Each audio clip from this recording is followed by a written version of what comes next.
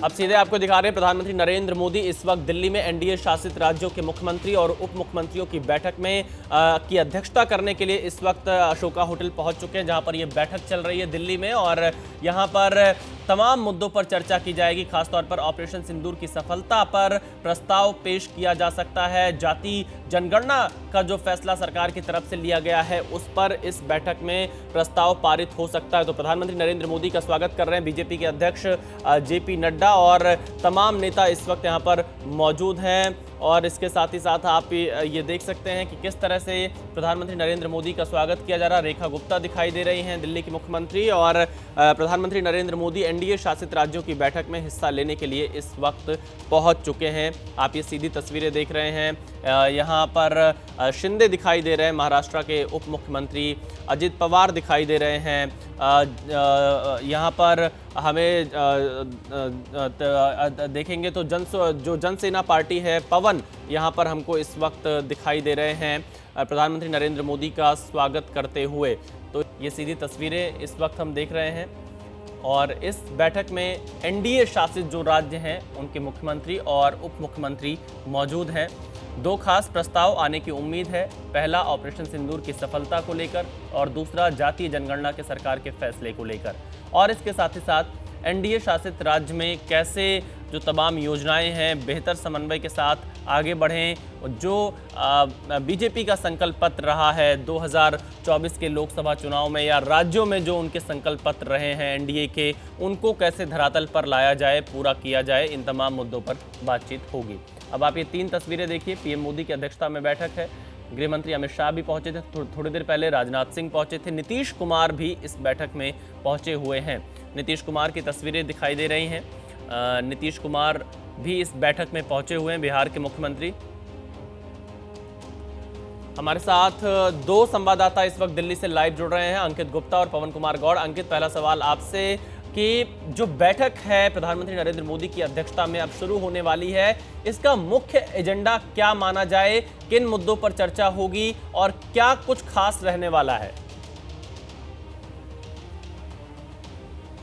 देखिए विशाल, इसमें जो दो प्रस्ताव आएंगे जिस बात का भी आप जिक्र कर रहे थे। पहला प्रस्ताव किस तरीके से जो है ऑपरेशन सिंदूर को लेकर के भारतीय सेना के शौर्य और पराक्रम है उसको जो सराहना की जाएगी एक प्रस्ताव में, और दूसरे प्रस्ताव में जिस तरीके से जो है केंद्र सरकार, जो एनडीए की जो केंद्र सरकार है प्रधानमंत्री नरेंद्र मोदी की अगुवाई वाली, वो जो जातिगत जनगणना को लेकर के जो फैसला किया है उसको लेकर के जो है सरकार के उस काम की तारीफ की जाएगी। लेकिन उसके साथ ही में अलग अलग राज्यों में जहाँ पर एनडीए की सरकारें हैं, किस तरीके से जो अलग अलग योजनाएं चल रही हैं जो जनता के हित की हैं, वो किस तरह से आगे बढ़ रही हैं, जो उसमें से अच्छी योजनाएं हैं अगर दूसरे राज्यों में नहीं लागू हैं तो उनको जो है कैसे लागू किया जाए, उस बात पर भी चर्चा होगी। और जैसी जानकारी मिली है जो 5 राज्य हैं जिसमें जो यूपी, बिहार, महाराष्ट्र जैसे 5 राज्य हैं, उनके जो सीएम हैं वो आज होने वाली बैठक के दौरान प्रेजेंटेशन देंगे कि उनके राज्यों में जो अलग अलग योजनाएं चल रही हैं उसका कैसे लोगों को फायदा मिला है और उसको कैसे दूसरे राज्यों में लागू किया जा सकता है। इसके अलावा एक और जानकारी निकल के सामने आई है कि ये जो एनडीए सरकार का, यानी कि जो प्रधानमंत्री नरेंद्र मोदी के कार्यकाल का जो है ये तीसरा टर्म का पहला साल पूरा हो रहा है, तो उसके उपलक्ष्य में भी तमाम तरह के किस तरह के कार्यक्रम करेगी एनडीए सरकार अलग अलग राज्यों में जहां पर उसकी सरकार है, उसको लेकर के चर्चा होगी। और एक चीज और है कि लोकतंत्र हत्या दिवस, यानी कि जिस तरह से इमरजेंसी लगाई गई थी उसके 50 साल हो रहे हैं, तो उसको भी बीजेपी और एनडीए की जो तमाम राज्यों में सरकारें हैं वहां पर जनता के बीच ले जाएंगी और इस बात को जिक्र करेंगी कि कैसे 1975 में लोकतंत्र की हत्या की गई थी। तो ये तमाम चीजें हैं जिस पर होगी आज की बैठक के दौरान महत्वपूर्ण चर्चाएं। जी तो देखिए, अंकित गुप्ता बता रहे हैं कि किन किन मुद्दों पर चर्चा होगी। कई राज्य अपने राज्यों की एक एक योजना का प्रेजेंटेशन भी इस बैठक में देने वाले हैं, जिसमें यूपी, महाराष्ट्र शामिल हैं। पवन गौड़ हमारे साथ जुड़े हुए हैं। पवन, एनडीए शासित राज्यों के मुख्यमंत्री यहाँ पर आ रहे हैं, एक तरह से ये एनडीए की एकजुटता को भी दिखाने का संदेश यहाँ से दिया जा रहा है। जाहिर तौर पर विशाल बिल्कुल ठीक कह रहे हैं आप कि जिस तरह से एक तरफ अगर बात करें इंडिया गठबंधन की, तो आपने देखा होगा कुछ दिन पहले पी चिदम्बरम का एक बयान आया, उन्होंने कहा कि कहीं ना कहीं इंडिया गठबंधन जो है बिखर गया है। तो ऐसे में एनडीए को ये जो बैठक है, उस बैठक के माध्यम से एक बड़ा शक्ति प्रदर्शन इसको देख सकते हैं, या एक मैसेज जो है इसके बारे में देख सकते हैं कि एनडीए एकजुट है। चाहे वो बात करें बिहार की, चाहे बात करें आंध्र प्रदेश की, चाहे वो नॉर्थ ईस्ट वाले राज्यों की, चाहे जो तमाम जो अन्य राज्य यूपी, बिहार, गुजरात, महाराष्ट्र, जितने भी एनडीए दलों के जो नेता हैं वो सब यहाँ पहुंचे हुए हैं। सिर्फ चंद्रबाबू नायडू क्योंकि उनके जो नेटिव विलेज है उनमें अपना गृह प्रवेश करना है, उसके चलते पहले ही उन्होंने मना कर दिया था। दूसरे जो पुडुचेरी के जो मुख्यमंत्री हैं एन रंगास्वामी, उन्होंने अपने व्यक्तिगत कारण से कल नीति आयोग की बैठक में भी शामिल नहीं हुए थे, तो उन्होंने पहले ही संदेश भेजा हुआ है। उसके अलावा बाकी सारे जो एनडीए दलों के जो नेता हैं वो यहाँ है। शक्ति प्रदर्शन एनडीए का आप इसको मान सकते हैं, एनडीए एकजुट है, इसका मैसेज आप मान सकते हैं। और वही कारण है जब प्रधानमंत्री पहुंचे तो आपने तस्वीरों में दर्शकों को लगातार दिखाया कि जो एनडीए के जो बड़े नेता हैं उन्होंने प्रधानमंत्री का स्वागत किया। उसमें चाहे बात करें पवन कल्याण की, नेफ्यू रियो की, रेखा गुप्ता, एकनाथ शिंदे, अजीत पवार, मतलब एक साफ संदेश देने की कोशिश की गई कि एनडीए एकजुट है प्रधानमंत्री नरेंद्र मोदी के नेतृत्व में।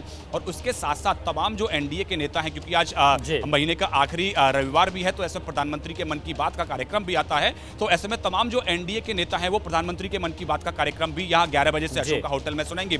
तो उसके साथ साथ जिस तरह से जो चुनावी राज्य हैं उनकी रणनीति पर चर्चा होगी। एनडीए एकजुट होकर आगामी दिनों में जिन राज्यों में चुनाव है, चाहे वो बिहार की बात करें, चाहे पश्चिम बंगाल की बात करें या फिर तमिलनाडु की बात करें, तो ऐसे में एक साथ मिलकर कैसे एनडीए काम करे, कैसे एनडीए के एकजुटता का संदेश तो है ही। हालांकि ये सिर्फ मुख्यमंत्री और उप मुख्यमंत्री इस बैठक में शामिल हो रहे हैं एनडीए के, तो यहां से जहां गुड गवर्नेंस पर चर्चा होगी तो वहीं तमाम चीजों पर एक दूसरे से विचार साझा किए जाएंगे। आगे बढ़ते हैं। ऑपरेशन सिंदूर की जानकारी देने और पाकिस्तान के पाप का घड़ा फोड़ने के लिए भारतीय प्रतिनिधिमंडल दुनिया के अलग अलग देशों में इस वक्त मौजूद है और उनमें से एक प्रतिनिधिमंडल कल बहरीन पहुंचा, जिसमें फायर ब्रांड नेता असदुद्दीन ओवैसी भी शामिल हैं। और ओवैसी ने बहरीन में पाकिस्तान पर जोरदार प्रहार किया।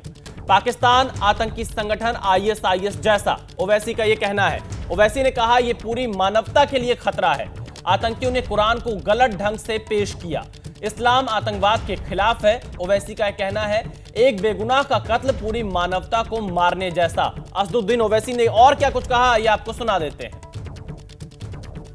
The truth is that these terrorist organizations have justified killing of innocent people in India, and they have out of context quoted Quranic verses. They have out of context quoted the hadith of Prophet Muhammad sallallahu alaihi wasallam. And in our opinion, there is no difference between these terrorist organizations in Pakistan and the ISIS Takfiri ideology. This we must remember. This is a menace to the whole humankind, and we have to put an end to it because they have used religion to justify killing of people. And the whole world knows that Islam has condemned terrorism. The Quran has categorically stated that killing of one innocent person, the Quran has not said killing of one innocent Muslim, it's killing of one innocent person is like killing of whole humankind. This, one must remember. Owaisi इतने पर ही नहीं रुके। उन्होंने पाकिस्तान को बेनकाब करने में और उसे वार्निंग देने में कोई कसर बाकी नहीं छोड़ी। ओवैसी ने कहा पाकिस्तान अब दुस्साहस की सोचे भी मत। भारतीयों की सब्र की भी एक सीमा है। अगर कुछ किया तो जो होगा वो सोच से परे होगा। असदुद्दीन ओवैसी ने सीधे तौर पर पाकिस्तान को एक कड़ी चेतावनी दी है। India has all the wherewithal, and inshallah we have all the means to ensure the safety of not only the Indians but anyone who lives in India. Because if you see on the 9th or 10th of May, when Pakistan unleashed whatever it had, no amount of damage happened. Technology, all our warfare was able to stop whatever was thrown from a failed state like Pakistan. Our government has taken all the steps to protect the life and limb of every Indian, and this government has made very clear. Next time you take up this misadventure, it will be beyond what they are expecting. See, we don't want to reply in that way, but there is a limit to the patience of the Indians. You cannot go on and come into India and kill people. Owaisi ने पाकिस्तान का पर्दाफाश करने के साथ साथ दुनिया से एक बड़ी अपील की और वो अपील ये थी कि पाकिस्तान को FATF की ग्रे लिस्ट में डाला जाए ताकि आतंकिस्तान पाई पाई को मुहताज हो जाए। Fact of the matter is that this problem emanates from Pakistan only. Unless and until Pakistan stops promoting, aiding, sponsoring all these terrorist groups, this issue will not go away. And India has exercised utmost restraint in dealing with this problem. Now I think so, there is unanimity in our country, irrespective of whatever political affiliations we belong to. Yes, we have our political differences, but when it comes to the integrity of our country, it is high time that the neighboring country understands. And I would hope and request that the Bahraini government would help us in bringing back Pakistan grey list of FATF, because this money has been used to support those terrorists, and we had bombed those 9 terrorist sites. How is it that a designated terrorist is offering namaz-e-janazah of those people? I mean, there is a limit to this shamelessness. Inshallah, hopefully, we will see the end of this menace very soon. Bahrain गए प्रतिनिधिमंडल में BJP सांसद निशिकांत दुबे भी हैं और उन्होंने भारत का साथ देने के लिए बहरीन का शुक्रिया अदा किया, लेकिन साथ ही तुर्की और अजरबैजान को आईना भी दिखाया, जो सब कुछ जानने के बाद भी पाकिस्तान के समर्थन में दिखाई दे रहे हैं। ओआईसी में जो बहरीन है, जहां आप हैं, सऊदी अरब है और मैक्सिमम जो इस्लामिक कंट्रीज हैं, वो हमारे साथ ही हमेशा नजर आए। मतलब एक्सेप्ट 2-3 कंट्री को छोड़कर, Turkey, Azerbaijan. Religion is not a guarantee of any security, और everybody is seeing in Jordan what is happening there, Iraq, Iran, everybody thinks so. So I feel what we are doing here and what our people are doing outside India, all OIC country will again support us. तो आपने सुना Bahrain में कैसे पाकिस्तान को बेनकाब किया। अब आगे बढ़ते हैं। जम्मू कश्मीर के उपराज्यपाल मनोज सिन्हा ने पाकिस्तान पर बड़ा प्रहार किया। उन्होंने कहा कि आतंकी मुल्क पाकिस्तान दहशतगर्दों को लंबे समय से भेज रहा है और हमारे यहाँ भी कुछ गिने चुने ऐसे लोग हैं जो डायरेक्टली और इनडायरेक्टली ऐसे तत्वों की मदद करते हैं।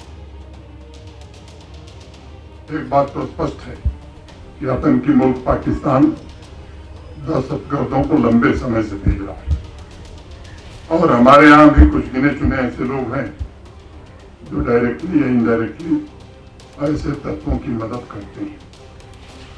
ये एक सच्चाई है जिसे स्वीकार करना चाहिए। पाकिस्तान सरकार और वहां की सेना के द्वारा भेजे गए आतंकवादियों को कहीं न कहीं तो खाद पानी मिल रहा है, कहीं दाना पानी भी मिल रहा है, कहीं न कहीं उन्हें मदद भी कुछ लोग पहुंचा रहे हैं। लेकिन यह भी हकीकत है कि पहलगाम की घटना के पश्चात आतंकी मुल्क पाकिस्तान के खिलाफ कश्मीर के लोग या पूरे जम्मू कश्मीर के लोग स्वतः, जिसे हम कहते हैं स्पॉन्टेनियस, सड़क पर निकल करके इसका विरोध किए। उसकी जितनी सराहना की जाए वो शायद कम होगी। ऑपरेशन सिंदूर ने पाकिस्तान का विनाश कर दिया, लेकिन सीनाजोरी ऐसी कि उसकी आतंकी सेना हमारे राफेल और S-400 को मार गिराने का झूठा ढोल पीट रही है, जबकि सच ये है कि हिंद के हथियारों को रत्ती भर भी नुकसान नहीं हुआ और दुश्मन के इतने लड़ाकू विमान बर्बाद हुए कि कंगाल पाकिस्तान के लिए भरपाई नामुमकिन है। पाकिस्तान की तबाही का सबसे नया और सटीक हिसाब आपको दिखाएंगे, लेकिन अभी आप आतंकिस्तान के 2 भारतीय काल को देखिए, जिन्होंने सीमा पार आतंकी अड्डों को सही मायने में मिट्टी में मिला दिया। नया खुलासा यह हुआ है कि पाकिस्तान आतंकी ठिकानों के विध्वंस के लिए हमारे वायुवीरों ने ब्रह्मोस और स्कैल्प दोनों ही मिसाइलों का इस्तेमाल किया। ब्रह्मोस यानी सुखोई 30 MKI में lace made in India missile और स्कैल्प जो फ्रांस से खरीदे गए राफेल में लैस है। दोनों ही मिसाइलों ने ऐसा तांडव मचाया कि जैश-ए मोहम्मद का बहावलपुर हेडक्वार्टर और लश्कर-ए-तैयबा का मुरीद के मुख्यालय खंडहर में बदल गया। ब्रह्मोस ने बहावलपुर और स्कैल्प से मुरीदके में आतंकी अड्डों को नष्ट किया गया। इनकी मारक क्षमता कितनी सटीक है, इसका सबूत मुरीदके और बहावलपुर की तबाही और बर्बादी है। पाकिस्तान के किस आतंकी और किस सैन्य अड्डे पर भारत ने किस हथियार से पलटवार किया, इसे लेकर तरह तरह की बातें हो रही थी। लेकिन अब खबर करीब करीब पक्की है कि सबसे बड़ा कमाल तो भारत और रूस की अटूट दोस्ती की मिसाल ब्रह्मोस ने किया, जिसकी वजह से पाकिस्तान चंद घंटों में ही पनाह मांगने लगा। भारत के आसमान से दहाड़ती ये मिसाइल उड़ी तो पल भर में पाकिस्तान का नूर खान एयरबेस बेकार हो गया। वो एयरबेस जो पाकिस्तानी सेना के मुख्यालय रावलपिंडी के नक्शे पर था। ये ब्रह्मोस का ही कहर था कि अब पाकिस्तान का जिहादी जनरल अपने हेडक्वार्टर को रावलपिंडी से शिफ्ट करने की सोच रहा है। भारत की ब्रह्मोस मिसाइल ने ही पाकिस्तान के रहीम यार खान एयरबेस को भी आईसीयू में पहुंचा दिया, जिसका जिक्र 2 दिन पहले ही प्रधानमंत्री नरेंद्र मोदी ने भी बीकानेर में किया था। वह हिंदुस्तान के ब्रह्मास्त्र ब्रह्मोस ने पाकिस्तान के सरगोधा एयरबेस को भी धुआं धुआं कर दिया। यहीं पर किराना हिल्स भी है, जहां पाकिस्तान का परमाणु गोदाम है, लेकिन ब्रह्मोस ने किराना हिल्स में भी हड़कंप मचा दिया। ब्रह्मोस ने पाकिस्तान के सिंध प्रांत को भी नहीं बख्शा। वहां भोलारी एयरबेस को भूतकाल में पहुंचा दिया। इस हवाई बेस का क्या हश्र हुआ, तस्वीर आपके सामने है। भारतीय लड़ाकू विमान सुखोई से निकली ब्रह्मोस मिसाइल ने सिंध प्रांत के जैकोबाबाद एयरबेस को भी तहस नहस कर दिया। आलम यह है कि यह एयरबेस अब किसी काम का नहीं रह गया है। ऑपरेशन सिंदूर में भारत के सुदर्शन चक्र यानी एयर डिफेंस सिस्टम S-400 की शौर्यगाथा आपने खूब सुनी है, लेकिन अब इसके पाकिस्तान संहार की सटीक कहानी देखिए। भारत ने सोच समझकर पाकिस्तान के 9 आतंकी ठिकानों को निशाना बनाया, लेकिन तिलमिलाहट में दुश्मन ने हमारी सेना के खिलाफ ऑपरेशन शुरू कर दिया। ड्रोन और मिसाइलें दागनी शुरू कर दी थी। सरहद के करीब हमारे अहम एयरबेस को टारगेट किया, लेकिन भारत की सेना ने न सिर्फ पाकिस्तान के वार को नाकाम किया, बल्कि पलटवार में उसके दर्जन भर से ज्यादा सैन्य अड्डों को भी तहस नहस कर दिया। पाकिस्तानी वायुसेना ने पंजाब के आदमपुर और हरियाणा के सिरसा एयरबेस पर हमला करने का प्रयास किया, लेकिन भारत की जमीन पर मौजूद हमारे रक्षा कवच S-400 ने पाकिस्तान की मिसाइलों को हवा में ही बेदम कर दिया। पाकिस्तानी मिसाइलों को मार गिराया। इस तरह से दुश्मन के हथियार हमारे आसमान को भेदने में पूरी तरह से नाकाम रहे। भारत की जवाबी कार्रवाई में पाकिस्तान की बर्बादी का नया अंकगणित भी सामने आया है। इसके मुताबिक 6-7 मई की रात ऑपरेशन सिंदूर के दौरान हमारी सेना ने आसमानी भिड़ंत में पाकिस्तान के 2 लड़ाकू विमानों का अंत कर दिया। ये दोनों या तो JF-17 थे या फिर इनमें से एक मिराज था, क्योंकि दोनों ही विमान पाकिस्तान में ही गिरे हैं। ऐसे में इनका मलबा हमारे हाथ नहीं लग पाया। JF-17 को पाकिस्तान ने चीन की मदद से बनाया है, जबकि मिराज को उसने 80 के दशक में फ्रांस से खरीदा था। इसके बाद पाकिस्तान के बुनियान अल मसरूस के जवाब में भारतीय वायुवीरों ने दुश्मन के एक अवाक्स यानी टोही विमान को भी नष्ट कर दिया। फिर भोलारी एयरबेस पर ब्रह्मोस के हमले में पाकिस्तान का military transport aircraft C-130J super Hercules भी जलकर खाक हो गया। खबर तो यह भी है कि पाकिस्तान के जैकोबाबाद एयरबेस पर पाकिस्तान के F-16 लड़ाकू विमानों को भी भारी नुकसान हुआ है। चूंकि अमेरिका के डर से पाकिस्तानी सेना ने F-16 नहीं उड़ाए, लेकिन जैकोबाबाद एयरबेस के हैंगर में खड़े इन विमानों को जरूर नुकसान हुआ। भारतीय वायुसेना ने पाकिस्तान पर ऐसा प्रहार किया कि दुश्मन खेमे में खलबली मच गई। पहले चरण में 9 आतंकी ठिकानों को बर्बाद किया गया, तो दूसरे चरण में जवाबी कार्रवाई के तहत 11 पाकिस्तानी एयरबेस और 2 रडार साइट तबाह हो गए। इससे पहले हमारे हारोप और हार्पी ड्रोन्स ने पाकिस्तान के made in China air defence system HQ-9 का काम तमाम कर दिया था। ऐसे में चंद घंटे में पाकिस्तान घुटनों पर आ गया था। उसकी कमर टूट गई थी। सीज फायर की गुहार लगाने लगा, क्योंकि एक तो उसके पास पुराने और कबाड़ लड़ाकू विमान थे और दूसरा भारत ने पाकिस्तान के सारे अहम हवाई ठिकानों को बेकार कर दिया। ऐसे में उसके डीजीएमओ ने हॉटलाइन पर हमारे डीजीएमओ से युद्ध विराम का अनुरोध किया, जिसे भारतीय सेना ने मान लिया और इस तरह से पाकिस्तान की मौजूदा तबाही पर अल्प विराम जरूर लग गया है। पहलगाम हमले के बाद ऑपरेशन सिंदूर को लेकर नेताओं के बेतुके बयान सामने आ ही रहे थे। अब बीजेपी के एक सांसद ने भी ऐसा बयान दे दिया जिसकी उम्मीद किसी को नहीं थी। हरियाणा से बीजेपी के राज्यसभा सांसद रामचंद्र जांगड़ा ने पहलगाम हमले में जान गंवाने वाले की पत्नियों को लेकर विवादित बयान दे दिया। उन्होंने कहा कि अपना सुहाग खोने वाली महिलाओं में वीरांगना का भाव और जोश नहीं था। इससे पहले मध्य प्रदेश के कैबिनेट मंत्री विजय शाह और एमपी के ही डिप्टी सीएम जगदीश देवड़ा का भी विवादित बयान सामने आया था, लेकिन किसी पर भी एक्शन नहीं हुआ। पहले मध्य प्रदेश के मंत्री विजय शाह, जगदीश देवड़ा ने ऑपरेशन सिंदूर पर आपत्तिजनक बयान दिया और अब बीजेपी सांसद रामचंद्र जांगड़ा ने पहलगाम हमले की पीड़ितों पर विवादित भाषा बोली है। सांसद रामचंद्र जांगड़ा हरियाणा के भिवानी में रानी अहिल्याबाई होलकर स्मृति दिवस पर आयोजित कार्यक्रम में बोल रहे थे, महिलाओं की वीरता का बखान कर रहे थे, लेकिन बोलते बोलते पहलगाम हमले की पीड़ित महिलाओं का ही अपमान कर गए। वहां पर जो हमारी वीरांगनाएं बहन थी, जिनकी मांग का सिंदूर छीन लिया गया है, अगर उन्होंने अहिल्याबाई का इतिहास पढ़ा होता तो उनके सामने उनके पति को कोई निरपराध इस तरह से गोली नहीं मार सकता था, चाहे वो भी शहीद हो जाए। वीरांगना का भाव नहीं था, जोश नहीं था, जज्बा नहीं था, दिल नहीं था, इसलिए हाथ जोड़ के गोली का शिकार हुआ। आपने रामचंद्र जांगड़ा का बयान सुना और इस बयान पर जब बवाल बढ़ा तो रामचंद्र जांगड़ा ने सफाई देने के मीडिया के लिए सामने आए, लेकिन इस बार अग्निवीर योजना का हवाला देते हुए नया विवाद खड़ा कर दिया। हाथ जोड़ने से कौन छोड़ता है? वो तो मारने के लिए आए थे, वो तो आतताई थे, आतंकवादी थे, अत्याचारी थे, उनके दिल में दया थोड़ी थी। कितने हाथ जोड़ने उनको छोड़ना थोड़ा था। अगर उनके साथ टकरा जाते तो कुछ ना कुछ कम कैजुअलिटी होती। यही तो अग्निवीर योजना प्रधानमंत्री जी ने चलाई थी। अगर वहां का हर पर्यटक अग्निवीर होता तो मेरी समझ में उन उग्रवादियों को घेर लेते, कम कैजुअलिटी होती। रामचंद्र जांगड़ा के बयान पर कांग्रेस समेत विपक्ष के तमाम दलों ने बीजेपी की घेराबंदी शुरू कर दी है। कांग्रेस ने जांगड़ा के बयान को अशोभनीय करार दिया। इस पहलगाम हमले के बाद से अब तक भारतीय जनता पार्टी के नेताओं में होड़ लगी है सेना को अपमानित करने का। कर्नल सोफिया को लेकर के जिस तरह का बयान इनके मंत्री विजय शाह ने दिया, उसके बाद मध्य प्रदेश के उप मुख्यमंत्री ने ये कहा कि सेना जो है वो नरेंद्र मोदी के चरणों में नतमस्तक है। उसके बाद जिस तरह से हिमांशी नरवाल को, हमारे स्वर्गीय लेफ्टिनेंट विनय नरवाल जी की पत्नी को जिस तरह से सोशल मीडिया पर ट्रोल किया गया और ऐसे ऐसे इन्फ्लुएंसर्स ने ट्रोल किया जो भारतीय जनता पार्टी की विचारधारा के लोग हैं।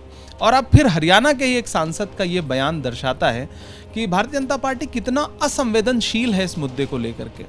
वो परिवार जिन्होंने अपने बेटे खोए, उनकी अगर धर्मपत्नी वहाँ पर कोई मौजूद थी तो किसी का परिवार मारा गया है, किसी का पति जो है शहीद हुआ है, किसी का सुहाग उजड़ा है, आप उसको लेकर के इतने असंवेदनशील कैसे हो सकते हैं? भारतीय जनता पार्टी के शीर्ष नेतृत्व को चाहिए कि इन नेताओं की मॉनिटरिंग क्यों नहीं कर रही? अभी तक किसी नेता का निष्कासन नहीं हुआ। बीजेपी सांसद के बयान पर विपक्ष ने हमला बोला। समाजवादी पार्टी और शक्ति यादव ने भी रामचंद्र जांगड़ा पर निशाना साधा। बीजेपी सांसद रामचंद्र जांगड़ा का बयान पूरी नारी शक्ति का अपमान है। भारत की नारी बहुत सबल रही है, हमें वीरांगना रही है, और चाहे कोई भी संकट आया हो देश की आज़ादी की लड़ाई में, चाहे युद्ध का समय रहा हो, चाहे कोई आपदा रही हो, देश की महिलाओं ने, हमारी बहनों ने, बेटियों ने बढ़ चढ़कर हिस्सा लिया है। भारतीय जनता पार्टी में आजकल पता नहीं क्यों इस तरह के उलझुल बयानों की बाढ़ आई हुई है। कोई सेना की अफसर को आतंकवादियों की बहन बता देता है, कोई सेना को प्रधानमंत्री के चरणों में समर्पित कर देता है। पता नहीं भारतीय जनता पार्टी में अनुशासन नाम की कोई चीज़ है या नहीं है, और नेता इनका संज्ञान लेते हैं नहीं लेते हैं। भारतीय जनता पार्टी के राष्ट्रीय अध्यक्ष को और प्रधानमंत्री जी को और भारतीय जनता पार्टी के अन्य बड़े नेताओं को इन छुटभइयों के विवादास्पद बयानों पर लगाम लगानी चाहिए। और भाजपा के सांसद है रामचंद्र जांगड़ा, तनिक भी सम्मान नहीं है महिलाओं के प्रति। आतंकवादियों ने जब घेर लिया था तो वो अबला क्या कर सकती थी? गोली के शिकार हो गई। आतंकित तैयार थे, ये तो निशस्त्र थे ना। तो ये जो हमले किए आतंकियों ने, ये तो पूरी तरह से कायराना था। लेकिन आप सवाल खड़ा कर रहे हो, वो वीरांगना नहीं थी, जज्बा नहीं था, लड़ना चाहिए था। ये कैसा बेहुदापन का बयान है भाई? कहीं भारतीय जनता पार्टी के मध्य प्रदेश के मंत्री कभी सेना का अपमान करते हैं, कभी सेना के अधिकारी का अपमान करते हैं। ये कौन सी होड़ लगी है भाजपाइयों में? इस तरह के बिगड़ैल बोल नहीं बोलना चाहिए, बचना चाहिए। लेकिन भाजपाइयों ने अपने सांसदों को कोई संस्कार ही नहीं दिया है। अब बात मौसम की करते हैं। कल केरल में मानसून की दस्तक के साथ ही 8 दिन पहले ही मानसून केरल पहुंचा। देश के अलग अलग इलाके में अचानक मौसम का मिजाज बदल गया है। इसका सबसे ज्यादा असर देखने को मिला राजधानी दिल्ली में और एनसीआर में। देर रात से सुबह तक दिल्ली में आंधी, बारिश और तूफान का दौर चलता रहा। भारी बारिश के बाद लोगों को गर्मी से राहत जरूर मिली, लेकिन दिल्ली के अलग अलग इलाकों में जल भराव ने लोगों की मुसीबत बढ़ा दी है। दिल्ली के अलग अलग इलाकों में बारिश का पानी भर गया, जिससे ट्रैफिक व्यवस्था पूरी तरह से ठप हो गई। अब इन इलाकों में जल निकासी का काम जारी है। वहीं भारी बारिश का असर फ्लाइटों के परिचालन पर भी पड़ा है। 100 से ज्यादा फ्लाइट प्रभावित हुई है। भारी बारिश के बाद धौला कुआं से दिल्ली कैंट की तरफ जाने वाले अंडरपास में पानी भर गया। जल भराव के कारण एक गाड़ी और एक बस अंडरपास में फंस गई। बारिश रुकने के कई घंटे बाद तक पानी निकालने के लिए मशक्कत की जा रही है।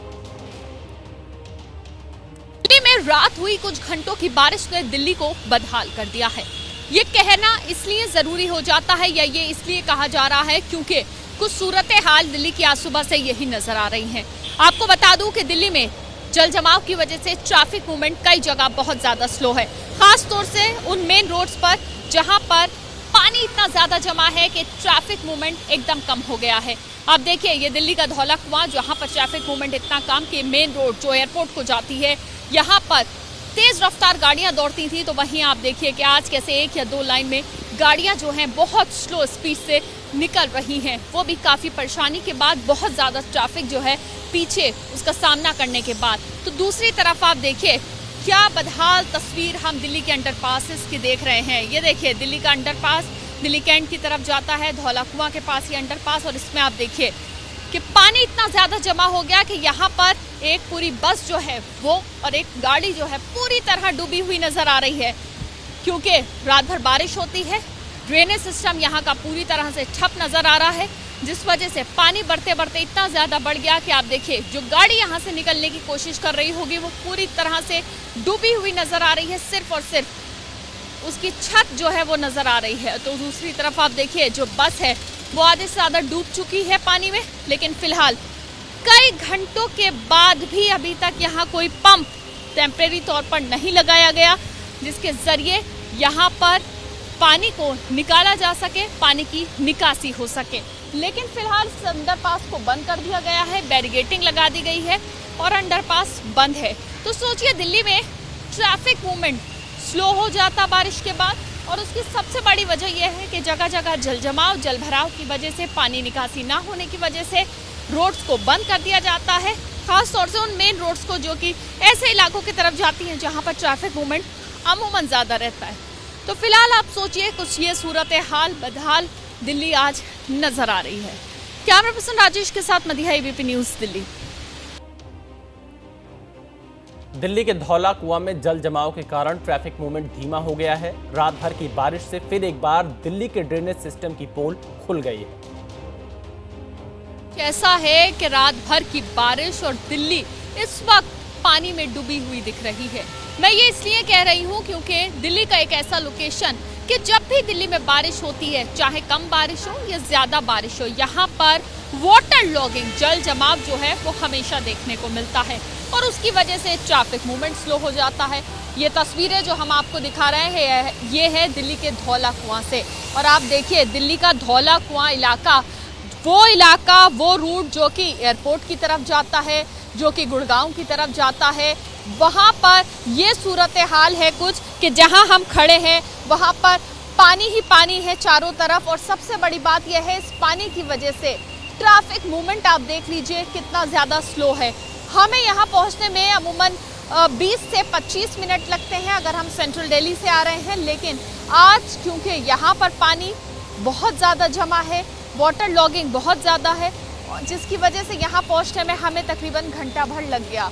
ये ट्रैफिक आप देखिए कितना स्लो मूवमेंट इस वक्त ट्रैफिक का है। और सबसे बड़ी बात, इस पानी को देखिए आप, कितना ज़्यादा पानी जो है वो जमा है, ना सिर्फ इस पैच पे बल्कि आगे तक इसी तरह से जो पानी है वो यहाँ पर जमा है। पानी यहाँ से निकल जाना चाहिए था, पानी की निकासी जो हो जानी चाहिए थी वो नहीं, यानी कि जो ड्रेनेज सिस्टम है वो एकदम ठप यहाँ का, जो कि तस्वीर सालों से कुछ ऐसी ही है धौला कुआं की। और सबसे बड़ी बात, सवाल यहाँ पर खड़े होते हैं शासन प्रशासन पर, सवाल खड़े होते हैं उन डिपार्टमेंट्स पर जिनकी जिम्मेदारी है कि इस तरह से वाटर लॉगिंग दिल्ली में ना हो, इसका ख्याल रखा जाए। लेकिन अभी तो दिल्ली में बरसात शुरू भी नहीं हुई है और उससे पहले ही ये सूरत हाल।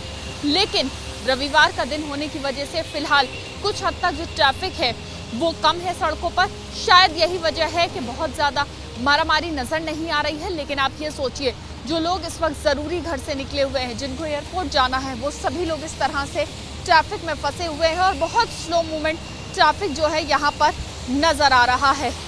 तो आप सोचिए कि हाल कुछ ये है कि दिल्ली में जल जमाव अलग अलग जगह नज़र आ रहा है रात भर की बारिश के बाद। कैमरा पर्सन राजेश के साथ Madiha, ABP news Delhi. ITO के नजदीक रिंग रोड के पास कई जगह पानी जमा है। इस लेन में कई दफ्तर हैं जिनके आगे पानी है। बारिश के बाद दिल्ली के मौसम ने करवट ली है। मौसम ठंडा हो गया है, बेहतर हो गया है। गर्मी से कुछ लोगों को राहत भी मिल गई है, लेकिन सड़कों पर राहत मिलती हुई नहीं दिख रही है। वजह यह है कि कई जगह ऐसी हैं दिल्ली में जहां पर सड़क पर या फिर सड़क किनारे जो रास्ते जाते हैं वहां पर इस तरह से पानी जमा है, यानी कि वाटर लॉगिंग। और ये वाटर लॉगिंग दिल्ली वालों के लिए कोई नई बात नहीं है। चाहे बारिश दिल्ली में बहुत ज़्यादा हो या थोड़ी सी बारिश हो, दिल्ली में वाटर लॉगिंग ज़रूर देखने के लिए मिलती है, जिसको लेकर बहुत सारे संबंधित जो विभाग हैं उनके ऊपर सवाल भी खड़े होते हैं कि आखिर इतनी मेहनत और इतनी जो मीटिंग्स होती हैं उसके बावजूद दिल्ली का ये सूरत हाल कैसे और क्यों हो जाता है। ये जो तस्वीर हम आपको दिखा रहे हैं, ये आपको दिखा रहे हैं रिंग रोड के करीब से, और ये सर्विस लेन है और उससे जुड़ा हुआ ये रास्ता है जो कि आईटीओ की तरफ जाता है। मेन रोड नहीं है, लेकिन हाँ सर्विस लेन से जाता हुआ एक रास्ता है जो आईटीओ की तरफ जाता है और ये पूरी सर्विस लेन है। लेकिन महत्वपूर्ण इसको मैं इसलिए कह सकती हूँ क्योंकि बहुत सारे दफ्तर ऐसे हैं जिनके गेट इसी सर्विस लेन में सीधे जाकर है। और गनीमत यह है कि आज रविवार का दिन है तो शायद लोगों को दफ्तर नहीं आना हो तो उनको इतनी परेशानी ना हो, लेकिन जब वीकडेज होते हैं इस तरह से पानी जमा हो जाता है जिसके बाद लोगों को परेशानी का काफ़ी सामना करना पड़ता है। लेकिन फिलहाल सवाल यही है कि अभी तो मॉनसून आया भी नहीं है और उससे पहले अगर समीक्षा बैठकें हो रही है, दिल्ली के सूरत हाल को बयान करने की बात हो रही है, बेहतर करने की बात हो रही है, तो इस तरह की तस्वीरों से सबक लेना चाहिए ताकि आगे जब भी दिल्ली में बारिश हो तो जो ये सूरत हाल बनता है दिल्ली का ये ना बने और लोगों को परेशानी ना हो। कैमरा पर्सन राजेश के साथ मदीहा, एबीपी न्यूज़ दिल्ली। अब आपको हिमाचल प्रदेश के शिमला के रामपुर का वीडियो दिखाते हैं जहां बादल फटने से तबाही मच गई है। इसमें गाड़ियां बह गईं और कई घरों को नुकसान पहुंचा। तो ये हिमाचल प्रदेश के शिमला के रामपुर की तस्वीरें हैं जहां बादल फटने से तबाही मची है और कई घरों को नुकसान पहुंचा है, कई गाड़ियां बह गई हैं। शिमला के रामपुर में बादल फटा है और इस बादल फटने की वजह से बड़ा नुकसान हुआ है, बड़ी तबाही वहां पर देखने को मिली है। कई घरों को नुकसान पहुंचा है, कई गाड़ियां बह गई हैं। और ये दो तस्वीरें आप देख रहे हैं शिमला के रामपुर में बादल फटा जहां पर, और उसके बाद बादल फटने से कई गाड़ियां दबी हुई हैं और फिलहाल यहां पर लोग आपको नज़र आ रहे होंगे क्योंकि बहुत सारी गाड़ियां दब गई हैं, कई घरों को नुकसान पहुंचा है। आप ये देखिए मेन रोड पर ही गाड़ियां खड़ी हुई हैं और कैसे ये गाड़ियां सड़क में ही धंसती हुई दिखाई पड़ी हैं। बादल फटने की वजह से कई गाड़ियां दब गई हैं। तो आसमान में ये आफत बरसी, बहुत ज़्यादा मुसीबत बढ़ गई है और शिमला के रामपुर में बादल फटा, जिसके बाद कई गाड़ियां दब गई। हिमाचल के कुल्लू में बारिश के बाद बाढ़ जैसे हालात हो गए। 1.5 दर्जन के करीब गाड़ियां पानी में बह गई, सड़कों पर तबाही जैसा मंजर दिखाई दिया। बताया जा रहा है कि पानी अचानक से आया और सड़कों पर मौजूद गाड़ियों को अपने साथ बहा कर ले गया। कई गाड़ियां तो मलबे में धंस गई। ये तबाही कुल्लू के रामपुर में हुई, जहां बारिश के बाद हालात एकदम बिगड़ गए। जो जहां था वहीं फंस गया। तस्वीरों में देखकर अंदाजा लगा सकते हैं कि सड़क पर किस तरह नदी बह रही थी, जो अपने साथ बड़ी मात्रा में मलबा लेकर आई, जिसमें कई गाड़ियां फंस गईं। इस बात की आशंका जताई जा रही है कि ऊपर कहीं पहाड़ी पर बादल फटने के बाद बाढ़ जैसे हालात हो गए। वहीं मौसम विभाग ने हिमाचल के कई इलाकों में ऑरेंज अलर्ट जारी किया है। केवल उत्तर भारत के अलग अलग हिस्सों में मौसम का क्या हाल है, उसे इन 3 तस्वीरों के माध्यम से समझिए। दिल्ली में तूफान के साथ बारिश हुई, जिसके बाद तापमान में गिरावट दर्ज की गई। जगह जगह जल भराव है। तो वहीं 500 किलोमीटर दूर जैसलमेर में रेतीला तूफान आया। जैसलमेर में इस वक्त तापमान 38 डिग्री तक पहुंच गया है। राजस्थान में धूल भरी आंधी ने तबाही मचा दी है। यहां कल रात से ही धूल भरी आंधी चल रही है। और तीसरी तस्वीर जो आप देख रहे हैं वो उत्तर भारत के एक और राज्य शिमला के एक और शहर शिमला से है, जहां पर बादल फटने से तबाही आई है। जगह जगह पानी भरा हुआ है। राहत बचाव का कार्य जारी है। गाड़ियां बह गई और कई घरों को भी नुकसान पहुंचा है। शिमला और रामपुर के आसपास जोरदार बारिश के साथ ओले गिरे। तो रुद्रप्रयाग में बारिश के बाद सड़क पर सैलाब बहता दिखाई दिया, जिसमें सड़क पर खड़ी कई गाड़ियां बहती हुई दिखाई दी है।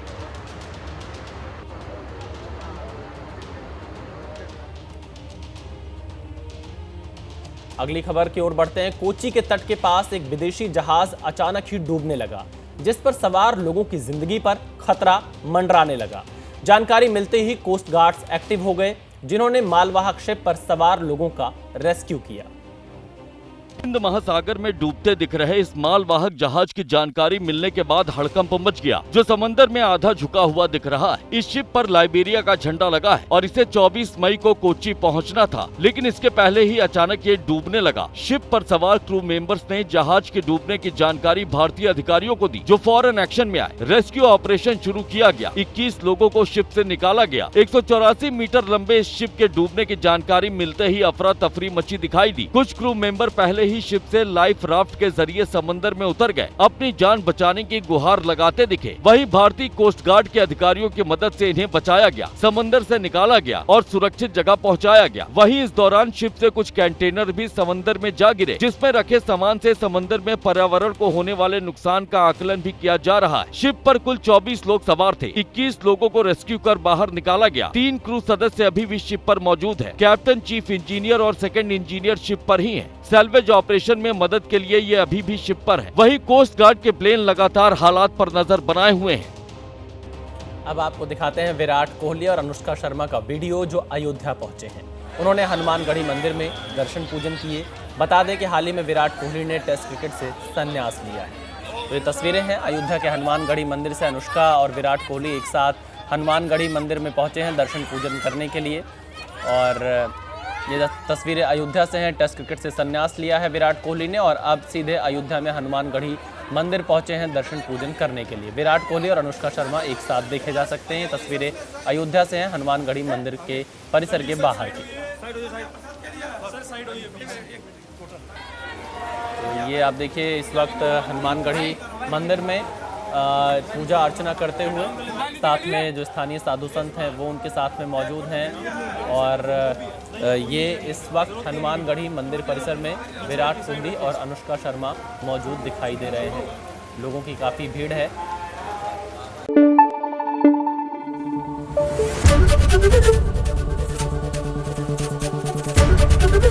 एबीपी न्यूज़ आपको रखे आगे।